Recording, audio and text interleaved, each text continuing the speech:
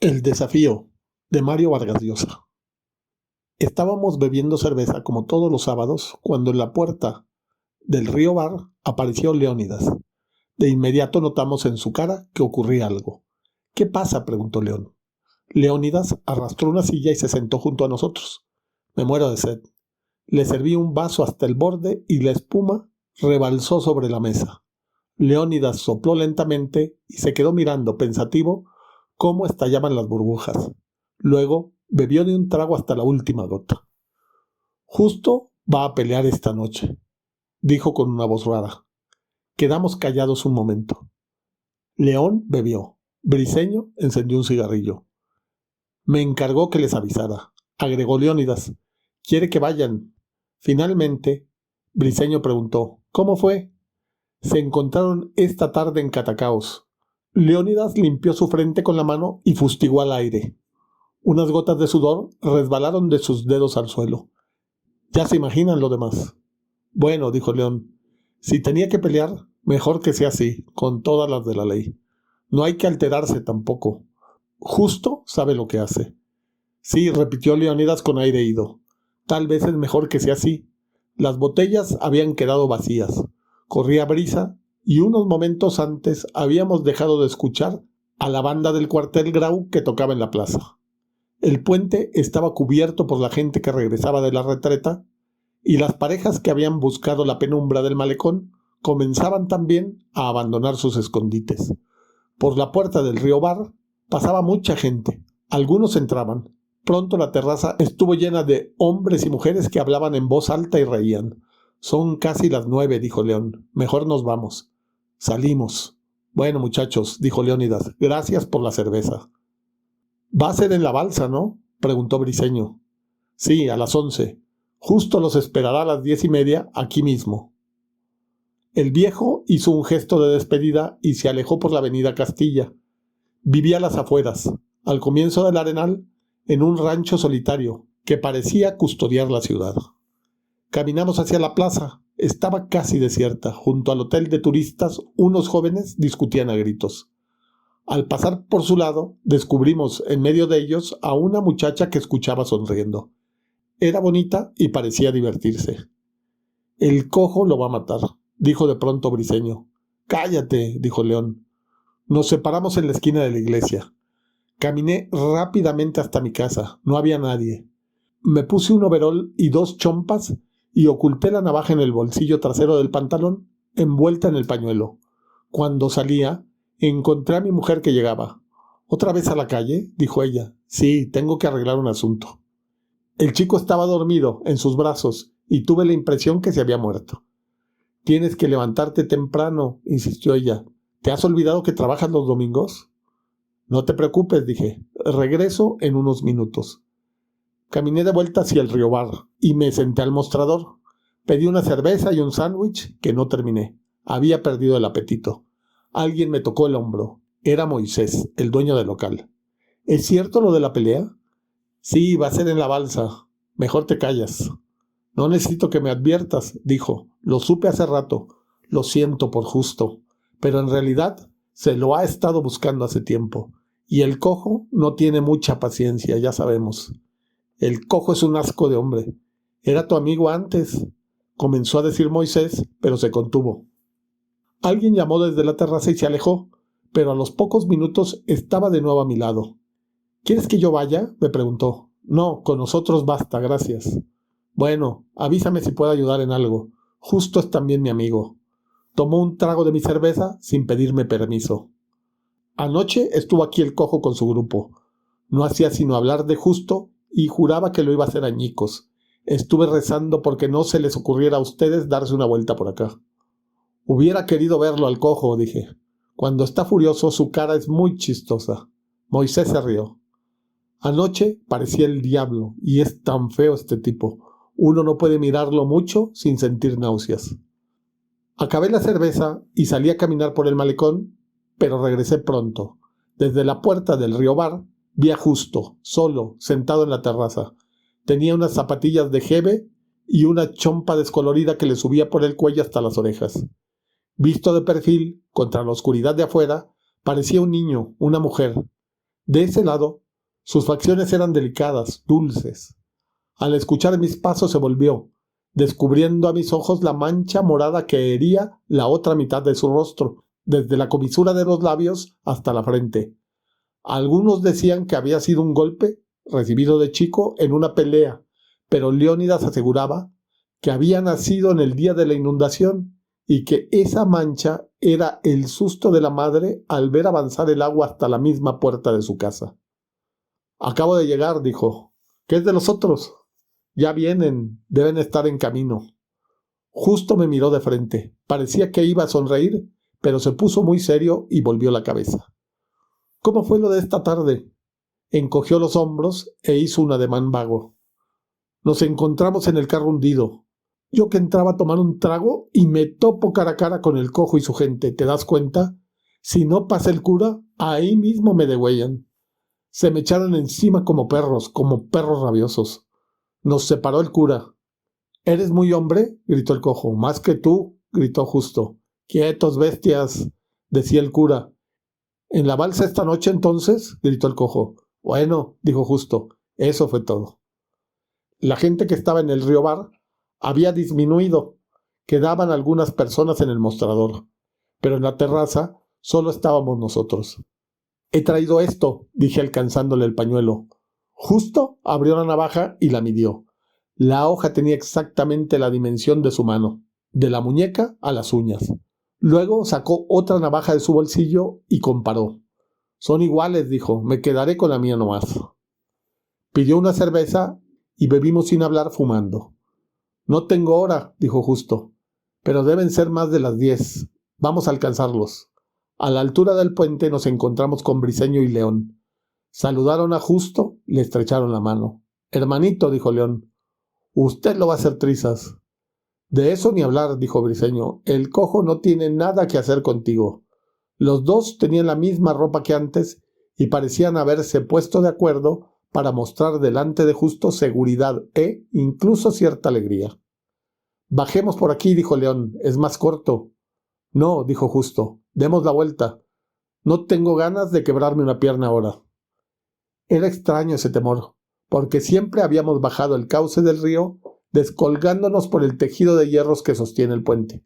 Avanzamos una cuadra por la avenida, luego doblamos a la derecha y caminamos un buen rato en silencio. Al descender por el minúsculo camino hacia el lecho del río, Briceño tropezó y lanzó una maldición. La arena estaba tibia y nuestros pies se hundían, como si anduviésemos sobre un mar de algodones.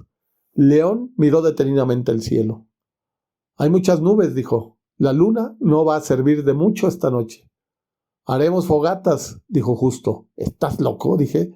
«¿Quieres que venga la policía?» «Se puede arreglar», dijo Briceño sin convicción. «Se podría postergar el asunto hasta mañana. No van a pelear a oscuras». Nadie contestó y Briceño no volvió a insistir. «Ahí está la balsa», dijo León. En un tiempo, nadie sabía cuándo, había caído sobre el lecho del río un tronco de algarrobo tan enorme que cubría las 3/4 partes del ancho del cauce. Era muy pesado y cuando bajaba el agua no conseguía levantarlo, sino arrastrarlo solamente unos metros, de modo que cada año la balsa se alejaba más de la ciudad. Nadie sabía tampoco quién le puso el nombre de la balsa, pero así lo designaban todos. «Ellos ya están ahí», dijo León. Nos detuvimos a unos 5 metros de la balsa. En el resplandor nocturno no distinguíamos las caras de quienes nos esperaban, sino sus siluetas. Eran 5. Los conté, tratando inútilmente de descubrir al cojo. «Anda tú», dijo Justo. Avancé despacio hacia el tronco, procurando que mi rostro conservara una expresión serena. «¡Quieto!», gritó alguien. «¿Quién es?» «Julián», grité. «Julián Huertas. ¿Están ciegos?» A mi encuentro salió un pequeño bulto. Era el Chalupas. «Ya nos íbamos», dijo. «Pensábamos que Justito había ido a la comisaría a pedir que lo cuidaran». «Quiero entenderme con un hombre», grité sin responderle. «No con este muñeco». «¿Eres muy valiente?», preguntó el Chalupas con voz descompuesta. «Silencio», dijo el cojo. Se habían aproximado todos ellos y el cojo se adelantó hacia mí. Era alto, mucho más que todos los presentes. En la penumbra yo no podía ver. Solo imaginar su rostro acorazado por los granos, el color aceituna profundo de su piel lampiña, los agujeros diminutos de sus ojos hundidos y breves como 2 puntos dentro de esa masa de carne, interrumpida por los bultos oblongos de sus pómulos, y sus labios gruesos como dedos, colgando de su barbilla triangular de iguana. El cojo rengueaba del pie izquierdo. Decían que esa pierna tenía una cicatriz en forma de cruz. Recuerdo de un chancho que lo mordió cuando dormía, pero nadie se la había visto. ¿Por qué has traído a Leónidas?, dijo el cojo con voz ronca. ¿A Leónidas? ¿Quién ha traído a Leónidas? El cojo señaló con su dedo a un costado. El viejo había estado unos metros más allá, sobre la arena, y al oír que lo nombraban, se acercó. ¿Qué pasa conmigo?, dijo mirando al cojo fijamente. No necesito que me traigan, he venido solo, con mis pies, porque me dio la gana. Si estás buscando pretextos para no pelear... El cojo vaciló antes de responder. Pensé que iba a insultarlo y rápido llevé mi mano al bolsillo trasero. No se meta, viejo, dijo el cojo amablemente. No voy a pelearme con usted. No creas que estoy tan viejo, dijo Leónidas. He revolcado a muchos que eran mejores que tú. Está bien, viejo, dijo el cojo. Le creo. Se dirigió a mí. ¿Están listos? Sí, di a tus amigos que no se metan. Si lo hacen, peor para ellos. El cojo se rió. Tú bien sabes, Julián, que no necesito refuerzos. Sobre todo hoy, no te preocupes. Uno de los que estaban detrás del cojo se rió también. El cojo me extendió algo. Estiré la mano. La hoja de la navaja estaba al aire y yo la había tomado del filo. Sentí un pequeño rasguño en la palma y un estremecimiento. El metal parecía un trozo de hielo. ¿Tienes fósforos, viejo? Leónidas prendió un fósforo y lo sostuvo entre sus dedos hasta que la candela le lamió las uñas.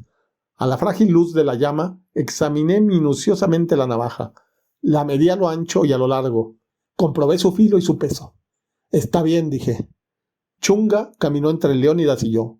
Cuando llegamos entre los otros, Briseño estaba fumando y a cada chupada que daba, resplandecían instantáneamente los rostros de Justo, impasible con los labios apretados, de León, que masticaba algo, tal vez una brizna de hierba, y del propio Briseño, que sudaba. ¿Quién le dijo a usted que viniera?, preguntó Justo severamente. Nadie me dijo, afirmó Leónidas en voz alta. Vine porque quise. ¿Va usted a tomarme cuentas? Justo no contestó. Le hice una señal y le mostré a Chunga, que había quedado un poco retrasado. Justo sacó su navaja y la arrojó. El arma cayó en algún lugar del cuerpo de Chunga y éste se encogió. «Perdón», dije palpando la arena en busca de la navaja. «Se me escapó. Aquí está». «Las gracias se te van a quitar pronto», dijo Chunga. Luego, como había hecho yo, al resplandor de un fósforo pasó sus dedos sobre la hoja, nos la devolvió sin decir nada y regresó caminando a trancos largos hacia la balsa. Estuvimos unos minutos en silencio, aspirando el perfume de los algodonales cercanos, que una brisa cálida arrastraba en dirección al puente. Detrás de nosotros, a los 2 costados del cauce, se veían las luces vacilantes de la ciudad. El silencio era casi absoluto. A veces lo quebraban bruscamente ladridos o rebuznos. «¡Listos!», exclamó una voz del otro lado. «¡Listos!», grité yo. En el bloque de hombres que estaba junto a la balsa hubo movimientos y murmullos. Luego, una sombra renqueante se deslizó hasta el centro del terreno que limitábamos los 2 grupos. Allí vi al cojo tantear el suelo con los pies. Comprobaba si había piedras, huecos. Busqué a Justo con la vista. León y Briseño habían pasado sus brazos sobre sus hombros. Justo se desprendió rápidamente. Cuando estuvo a mi lado, sonrió. Le extendí la mano. Comenzó a alejarse, pero Leónidas dio un salto y lo tomó de los hombros. El viejo se sacó una manta que llevaba sobre la espalda. Estaba a mi lado. «No te le acerques ni un momento». El viejo hablaba despacio, con voz levemente temblorosa. «Siempre de lejos. Báilalo hasta que se agote. Sobre todo, cuidado con el estómago y la cara. Ten el brazo siempre estirado. Agáchate, pisa firme. Ya, vaya, pórtese como un hombre». Justo escuchó a Leónidas con la cabeza baja. Creí que iba a abrazarlo, pero se limitó a hacer un gesto brusco. Arrancó la manta de las manos del viejo de un tirón y se la envolvió en el brazo. Después se alejó. Caminaba sobre la arena con pasos firmes, con la cabeza levantada. En su mano derecha, mientras se distanciaba de nosotros, el breve trozo de metal desprendía reflejos. Justo se detuvo a 2 metros del cojo. Quedaron unos instantes inmóviles, en silencio, diciéndose seguramente con los ojos cuánto se odiaban, observándose. Los músculos tensos bajo la ropa, la mano derecha aplastada con ira en las navajas. De lejos, semiocultos por la oscuridad tibia de la noche, no parecían 2 hombres que se aprestaban a pelear, sino estatuas borrosas, vaciadas en un material negro, o las sombras de 2 jóvenes y macizos algarrobos de la orilla proyectados en el aire, no en la arena. Casi simultáneamente, como respondiendo a una urgente voz de mando, comenzaron a moverse. Quizá el primero fue Justo. Un segundo después, inició sobre el sitio un balanceo lentísimo que ascendía desde sus rodillas hasta los hombros, y el cojo lo imitó, meciéndose también sin apartar los pies. Sus posturas eran idénticas. El brazo derecho adelante, levemente doblado con el codo hacia afuera, la mano apuntando directamente al centro del adversario, y el brazo izquierdo, envuelto por las mantas, desproporcionado, gigante, cruzado como un escudo a la altura del rostro. Al principio, solo sus cuerpos se movían, sus cabezas, sus pies y sus manos permanecían fijos. Imperceptiblemente los 2 habían ido inclinándose, extendiendo la espalda, las piernas en flexión como para lanzarse al agua. El cojo fue el primero en atacar. Dio de pronto un salto hacia adelante. Su brazo describió un círculo veloz.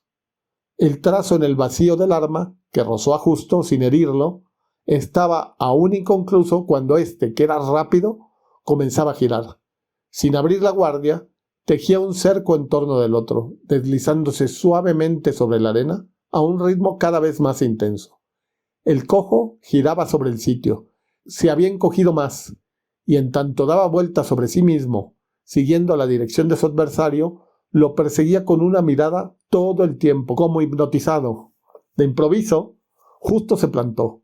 Lo vimos caer sobre el otro con todo su cuerpo y regresar a su sitio en un segundo, como un muñeco de resortes. «Ya está», murmuró Briceño, lo rasgó.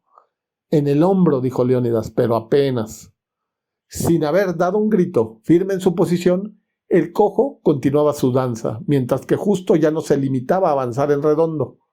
A la vez se acercaba y se alejaba del cojo, agitando la manta. Abría y cerraba la guardia. Ofrecía su cuerpo y lo negaba, esquivo, ágil, tentando y rehuyendo a su contendor como una mujer en celo. Quería marearlo, pero el cojo tenía experiencia y recursos. Rompió el círculo retrocediendo, siempre inclinado, obligando a Justo a detenerse y a seguirlo. Este lo perseguía a pasos muy cortos, la cabeza avanzada, el rostro resguardado por la manta que colgaba de su brazo. El cojo huía arrastrando los pies, agachado hasta casi tocar la arena a sus rodillas.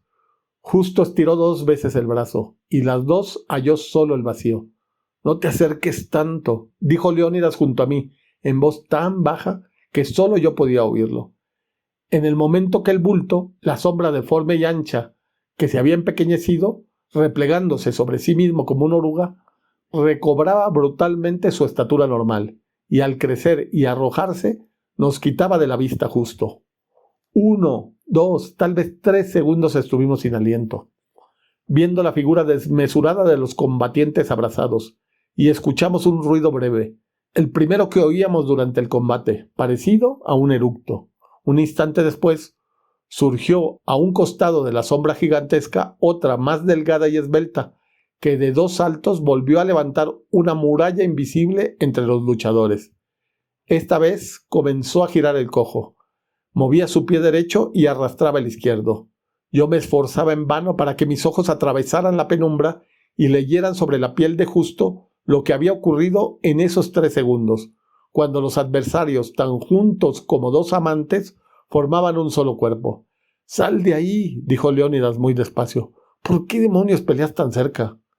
Misteriosamente, como si la ligera brisa le hubiera llevado ese mensaje secreto, Justo comenzó también a brincar igual que el cojo. Agazapados, atentos, feroces, pasaban de la defensa al ataque y luego a la defensa con la velocidad de los relámpagos, pero los amagos no sorprendían a ninguno. Al movimiento rápido del brazo enemigo, estirado como para lanzar una piedra, que buscaba no herir sino desconcertar al adversario, confundirlo un instante, quebrarle la guardia, respondía el otro automáticamente, levantando el brazo izquierdo sin moverse.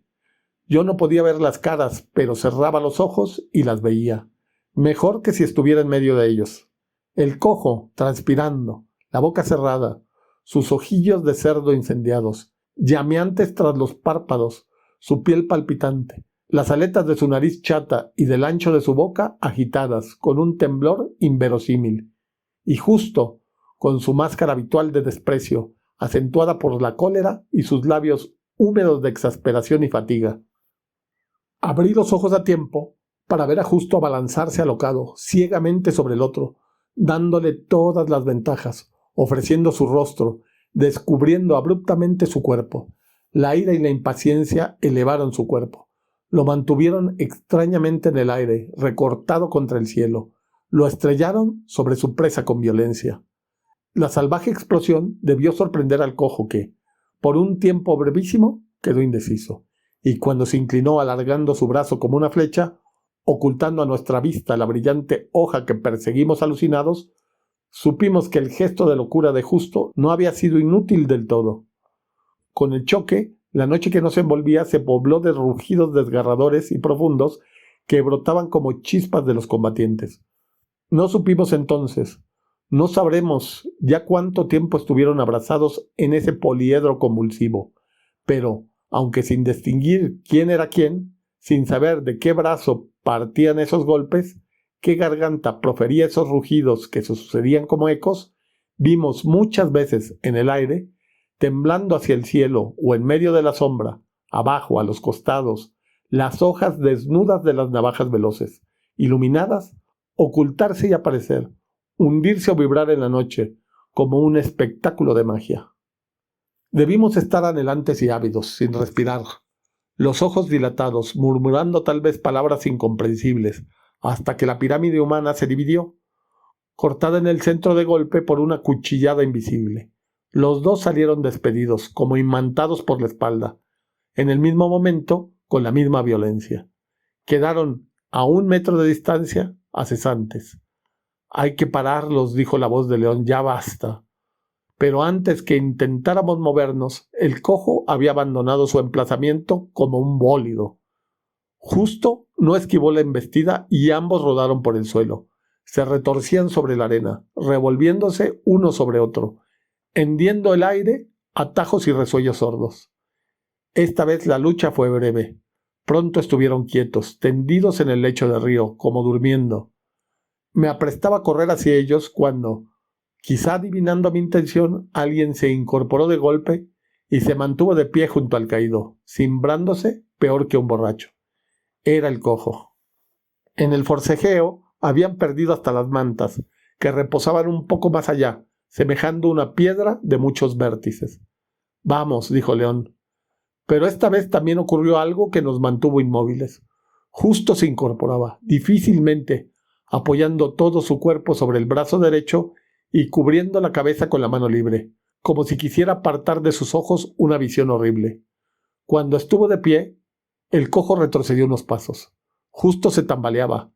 No había apartado su brazo de la cara. Escuchamos entonces una voz que todos conocíamos, pero no hubiéramos reconocido esta vez si nos hubiera tomado de sorpresa en las tinieblas.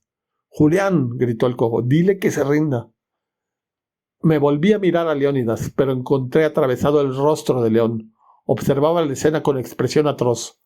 Volví a mirarlos, estaban nuevamente unidos.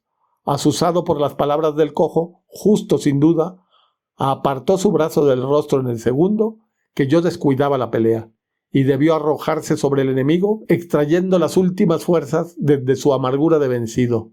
El cojo se libró fácilmente de esa cometida sentimental e inútil, saltando hacia atrás. «Don Leónidas», gritó de nuevo con acento furioso e implorante, «dígale que se rinda». «Calla y pelea», bramó Leónidas sin vacilar. Justo había intentado nuevamente un asalto, pero nosotros, sobre todo Leónidas, que era viejo y había visto muchas peleas en su vida, sabíamos que no había nada que hacer ya, que su brazo no tenía vigor, ni siquiera para rasguñar la piel aceitunada del cojo. Con la angustia que nacía de lo más hondo, subí hasta la boca, resecándola, y hasta los ojos, nublándose, los vimos forcejear en cámara lenta todavía un momento, hasta que la sombra se fragmentó una vez más. Alguien se desplomaba en la tierra con un ruido seco. Cuando llegamos donde yacía Justo, el cojo se había retirado hacia los suyos, y todos juntos comenzaron a alejarse sin hablar. Junté mi cara a su pecho, notando apenas que una sustancia caliente humedecía mi cuello y mi hombro, mientras mi mano exploraba su vientre y su espalda entre desgarraduras de tela y se hundía a ratos en el cuerpo flácido, mojado y frío de Malagua varada. Briceño y León se quitaron sus sacos, lo envolvieron con cuidado y lo levantaron de los pies y de los brazos. Yo busqué la manta de Leónidas, que estaba unos pasos más allá, y con ella le cubrí la cara, a tientas, sin mirar. Luego, entre los tres, lo cargamos al hombro en 2 hileras, como a un ataúd, y caminamos, igualando los pasos, en dirección al sendero que escalaba la orilla del río y que nos llevaría a la ciudad. «No llore, viejo», dijo León. «No he conocido a nadie tan valiente como su hijo. Se lo digo de veras». Leónidas no contestó. Iba detrás de mí, de modo que yo no podía verlo. A la altura de los primeros ranchos de Castilla pregunté: «¿Lo llevamos a su casa, don Leónidas?» «Sí», dijo el viejo precipitadamente, como si no hubiera escuchado lo que le decía. Mario Vargas Llosa nació en Arequipa, Perú, el 28 de marzo de 1936 y murió en Lima, Perú, el 13 de abril de 2025. Fue uno de los grandes representantes del boom latinoamericano, caracterizado por el uso del monólogo interior, la pluralidad de voces y la fragmentación cronológica. Manejó un realismo crítico y crudo que expone las tensiones sociales, políticas y personales de América Latina. Sus obras más importantes son La ciudad de los perros, de 1963, La guerra del fin del mundo, de 1981, y La fiesta del chivo, del año 2000.